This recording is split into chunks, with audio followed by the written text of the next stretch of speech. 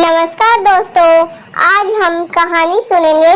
जो लोग भक्ति करते हैं उन्हें सभी बुराइयों का त्याग कर देना चाहिए। आइए शुरू करते हैं। सच्चा भक्त कभी भी किसी लोभ में नहीं फंसता। दो संत एक साथ रहते थे। एक संत दिन भर भक्ति करता था, दूसरा संत रोज शाम को भगवान को भोग लगाकर खाना खाता था। एक दिन दोनों संतों के बीच झगड़ा हो गया क्योंकि दोनों खुद को श्रेष्ठ बता रहे थे। भक्ति करते समय मन शांत रहना चाहिए और सभी तरह की बुरे विचारों से बचना चाहिए। जो लोग इस बात का ध्यान रखते हैं उन्हें भगवान की कृपा मिलती है। इस संबंध में एक लोक कथा प्रचलित है। कथा के अनुसार पुराने समय में दो संत एक साथ रहते थे। दोनों की भक्ति का तरीका अलग अलग था। एक संत दिन भर तपस्या और मंत्र जाप करते रहता था, जबकि दूसरा संत रोज सुबह शाम पहले भगवान को भोग लगाता और फिर खुद भोजन करता था। एक दिन दोनों के बीच झगड़ा होने लगा कि बड़ा संत कौन है। इस दौरान वहां नारद मुनि पहुंच गए। नारद ने दोनों संतों से पूछा कि किस बात के लिए लड़ाई कर रहे हैं। संतों ने बताया कि हम ये तय नहीं कर पा रहे कि दोनों में बड़ा संत कौन है। नारद ने कहा कि ये तो छोटी सी बात है, इसका फैसला मैं कल कर दूंगा।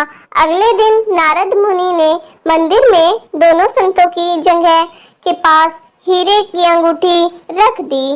पहले तप करने वाला संत वहां पहुंचा।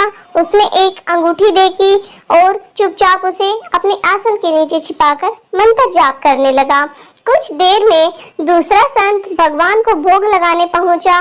उसने भी हीरे की अंगूठी देखी, लेकिन उसने अंगूठी की ओर ध्यान नहीं दिया। भगवान को भोग लगाया और खाना खाने लगा।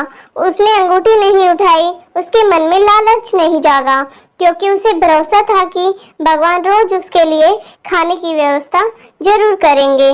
कुछ देर बाद वहां नारद जी आए। दोनों संतों ने पूछा कि अब आप बताएं कि हम दोनों में बड़ा संत कौन है। नारद ने तपस्या करने वाले संत को खड़े होने के लिए कहा। जैसे ही वह संत खड़ा हुआ तो उसके आसन के नीचे छिपी हुई अंगूठी दिख गई। नारद मुनि ने उससे कहा कि तुम दोनों में भोग लगाकर खाना खाने वाला संत बड़ा है। तपस्या करने वाले संत में चोरी करने की बुरी आदत है। उसने भक्ति के समय में भी चोरी करने से संकोच नहीं किया, जबकि भोग लगाने वाले संत ने अंगूठी की ओर ध्यान तक नहीं दिया। इस कारण वही संत बड़ा है। इस कहानी से हमें यह सीख मिलती है कि भक्ति तभी सफल होती है जब भक्त के मन में बुरे विचार न हो, भक्त बुरे काम न करता हो। जिस भक्त के विचार पवित्र हैं और जो बुरे कामों से दूर रहता है, सिर्फ उसे ही भगवान की कृपा मिलती है। धन्यवाद।